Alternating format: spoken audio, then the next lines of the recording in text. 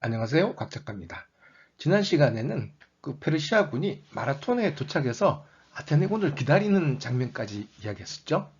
오늘은 이 아테네군이 이 페르시아군에 어떻게 대응했는가, 거기에 대해서 말씀드리겠습니다.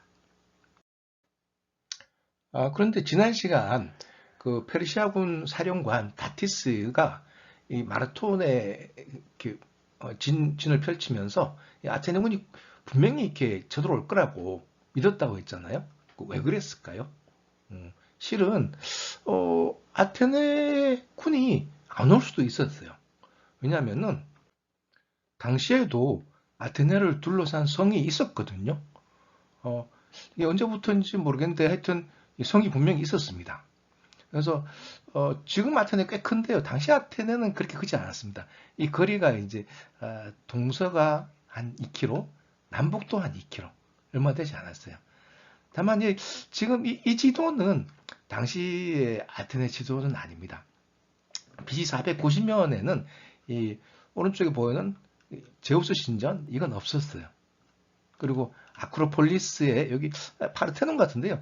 파르테논도 없었어요. 파르테논 대신에 그 북쪽에 다른 조그만 아테네 신전이 있었어요. 그리고 이제 또 보면은 하여튼 뭐 여러 가지로 좀 지형이 좀 달랐습니다. 근데 이제 이, 이 성이 이 성이 이제 요렇게 대충 그때도 이렇게 있긴 있었어요. 그리고 여기 보이는 이 다른 벽이 두 개 보이는데요. 이 벽은 나중에 생깁니다. 그러니까 BC 490년 아테네는 이 모양이었던 거죠. 이 정도 모양, 이 정도 모양. 그렇습니다. 하여튼 이 성에서 농성전을 할 수도 있었던 거죠. 보시면은 뭐 이런 비슷한 벽들이 있었겠죠. 이런 벽들이 있었겠죠. 그런데 이제 농성전을 하지 않고 이렇게 싸우면 그것 또한 방법이죠. 어느 게 유리할지 잘 모르는 상황이었어요. 그래서 아테네군 내에서는 그 때문에 논쟁이 치열하게 벌어지고 있었습니다, 실제로. 어떤 사람들이 구체적으로 이렇게 논쟁을 벌였냐 알려면은 당시에 이제 아테네 군사 지휘 체계를 좀 말씀드릴 필요가 있습니다. 물론 앞 이야기에서도 좀 말씀드렸지만요. 당시 아테네에서 거의 유일하게 투표로 뽑히는 직책이 이 스트라테고스라는 자리였는데요. 에, 뭐랄까 이제 군사 지도자죠. 장군, 요즘으로 치면 장군. 이 아테네에 10개 부족이 있었는데요. 그 각 부족을 대표하는 장군 하나씩을 뽑았어요. 이 군사 지도자죠. 어, 그래서 나중에는 아테네 사람들이 아르콘도 투표가 아니라 추첨으로 뽑게 되는데요. 이 군사 지도자인 스트라테고스만은 꼭 투표로 뽑았어요. 왜냐하면 목숨이 걸린 일이거든요. 그리고 당시 10명의 스트라테고스 중에 한 사람이 밀티아데스였어요. 거기 켈소네스에서 참조하다가 아테네로 온 그 친구 있잖아요. 이 친구가 예전에 이제 페르시아 왕 밑에서 일했으니까 페르시아군을 가장 잘할 것이다. 그런 기대감 때문에 투표해서 뽑힌 거죠. 이 10명의 스트라테고스와 그리고 한 명의 폴레마르크란 9명의 아르콘 중에 요즘으로 치면 국방장관 같은 역할을 하는 아르콘이었어요. 그러니까 10명은 장군이고 한 사람 국방장관이죠. 그래서 이 11명이 아테네에서 페르시아군을 어떻게 상대할까 이걸 두고 치열하게 논쟁을 벌이고 있었던 거죠. 근데 사실은 굉장히 팽팽했어요, 의견이. 농성전을 하자 아니면은 그 마통 가서 싸우자. 그런데 이 농성전 쪽으로 의견이 좀 기울라고 할 때 밀티아데스가 일어나서 말했다고 합니다. 특히 폴레마르크인 칼리마코스를 보고 아테네가 그렇게 약한 도시가 아니지 않느냐. 그리고 결정적으로 이 에레트리아의 경우 이 배신자가 남몰래 성문을 열어서 가지고 함락당하지 않았냐. 아테네도 그 옛날 참수하던 히피아스의 똘마이들이 아직도 활동하고 있을지 모르는데 어떻게 안심하고 농성전을 할 수가 있냐. 당연히 마라톤 가서 싸우는 게 맞다. 그 말들은 이 폴레마르크 칼리마코스가 역시 나가 싸우는 게 맞다라고 자기 의견을 보탠 거죠. 그래서 마침내 이 마라톤 전투가 성립이 되는 겁니다. 그런데 이렇게 치열한 논쟁을 벌이기 전에 아테네군은 이미 스파르타에 전령을 하나 보냈어요. 왜냐하면 이제 아테네 혼자서는 좀 힘이 모자란다고 판단했으니까 거기 스파르타에 원병을 청한 거죠. 그래서 이제 이 헤로도투스에 따르면 필리피데스란 이름의 그 종일 주자, 그러니까 하루 종일 뛰어서 서신 같은 걸 전달하는 종일 주자를 스파르타에 보냈다고 합니다. 그래서 이 필리피데스는 한 진짜 하루 종일 한 24시간 걸려서 스파르타에 도착했대요. 밤새 뛰었겠죠? 그래서 도착한 필리피데스가 당시 스파르타를 지배하는 에포르 5명의 에포르가 있었는데 스파르타에 그 에포르들한테 아테네가 제발 좀 원병을 보내달라고 요청을 했습니다. 에포르들이 대충 뭐 이렇게 생겼는데요. 그러니까 에포르들이 당연히 아테네를 도와야 한다는 점에서는 동의를 했대요. 그러나 이 스파르타 사람들은 굉장히 이제 신앙심 깊은 사람들이었는데 마침 스파르타에서 무슨 신을 이렇게 모시는 그런 축제를 하고 있었답니다. 그게 이제 음력으로 9일경이었잖아요. 근데 이게 스파르타의 뭐 내규에 따르면은 보름이 되기 전까지는 군대를 움직일 수 없다 뭐 그런 게 있었답니다. 그래서 우리는 물론 이제 아테네를 도보로 가고 싶은데 우리 이제 내규가 그러니 며칠만 기다려 달라. 보름이 되면 우리들이 군대를 끌고 도로 가겠다. 뭐 그렇게 대답한 겁니다. 그래서 아테네군은 어차피 이렇게 된 거 스파르타군을 기다리지 않고 바로 마라톤으로 출정하기로 결정했습니다. 그래서 이제 아테네 10개 부족, 여기 이름들이 나와 있죠. 이름들이 좀 어렵습니다. 에렉테이스, 아이기에스, 판다우니스, 레온티스 등등등등 10개 부족의 이제 사람들이 시민들이죠. 그때 숫자가 한 9천 명 정도 됐다고 합니다. 이제 당시 아테네 시민, 그러니까 성인 남성의 숫자가 한 2만에서 3만 정도 됐었거든요.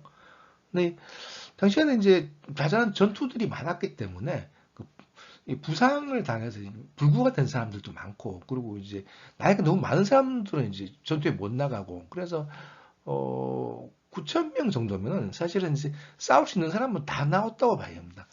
그리고 9천 명 외에 또 이제 중장갑, 호플라이트, 중장갑, 호플란을 발현할 수 없는 가난한 사람들이 있거든요. 그 사람들은 가벼운 이제 경무장을 하고 같이 따라갔습니다.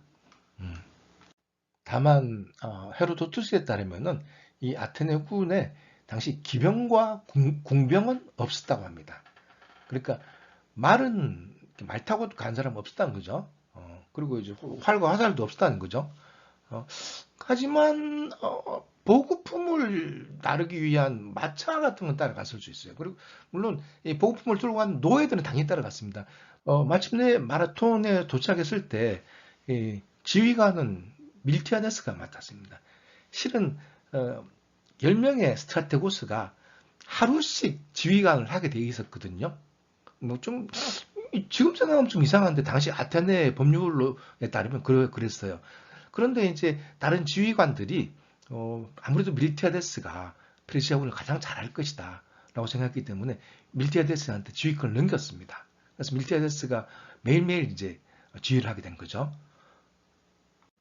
그래서 아테네군이 아테네에서 걸어서 마라톤까지 왔습니다.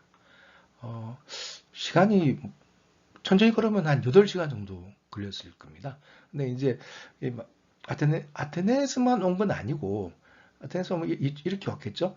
온 건 아니고, 위쪽에서 왔어요. 위쪽에서 이제, 아티카의 그 구석자리, 이제 북쪽 뭐 구석에 있는 댐에서는 위쪽에서 이렇게 왔어요. 그래서 뭐 중간에 여기서 합류를 했겠죠. 그래서 아테네군은 이 정도의 이제 뭐였고요.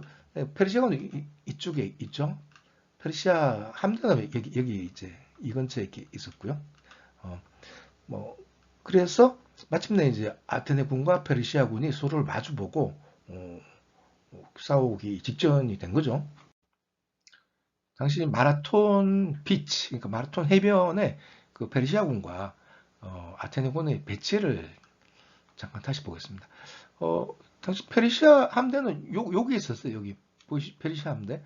이 바닷가 모리사장에 이제 배들을 얹어놓고 있었어요. 여기 이제 키노수라 곳이 이제 바람을 막아주기 때문에 여기 함대가 정박하기 좋아요. 그리고 이제 페르시아군은 아마 이제 여기는 대습지니까 습지에는 이제 물이 가득 차 있으니까 여기 이제 있을 수 없고 페르시아군은 습지 앞에부터 해서 함대가 있는 모래사장까지 이렇게 배치가 되어 있었을 겁니다. 그리고 이제 아테네군이 도착하기 전에는 앞에 있는 목초지에서 말들을 먹였겠죠. 근데 이 상황에서 아테네군이 도착한 겁니다. 아테네에서 바로 온 부대도 있고 뭐 다른 지역에서 이렇게 와서 합류한 부대도 있습니다. 그리고 중요한 거는 이 플라타이아라는 곳에서 온 부대가 있었어요. 플라타이아는 아테네에서 좀 먼데요. 북쪽에 테베에서 오히려 가까워요. 테베와 아테네 사이에 있는 조그만 폴리스예요. 그러니까 군대도 많이는 못 오고 많으면 아마 1000명 정도 왔을 겁니다. 근데 그 아테네 군과 플라타이아 군 그리고 아테네 식민지 여기 에오보이아에 있던 아테네 식민지에서도 군대가 조금 왔어요. 그래서 총 한 10,000명 정도가 여기 이제 진을 쳤습니다. 근데 중요한 게 요 밑에 목초지 평평한 목초지에다 진을 치지 않았어요. 목초지에서 좀 높은 산 기슭에다 진을 쳤어요. 왜냐하면은 적군인 페르시아군이 기병이 있었거든요. 말을 싣는 100가지 갖고 와서 이제 기병을 이렇게 풀어놨죠. 페르시아군이. 이 평평한 목초지에 진을 치면요. 기병의 기습을 막기가 굉장히 어려워요. 그래서 아테네군은 그걸 피하기 위해서 이 산 기슭에 진을 친 거죠. 사실 이제 팔랑스라고 하는 그런 중장보병의 방지인의 가장 큰 약점이 사실 기병이죠. 그런 측면도 있어요. 하여튼 그래서 마침내 세기의 대전인가? 마라톤 전투가 일어날 모든 조건이 완비가 되었습니다. 당장 전투를 시작할까요? 그건 아닙니다.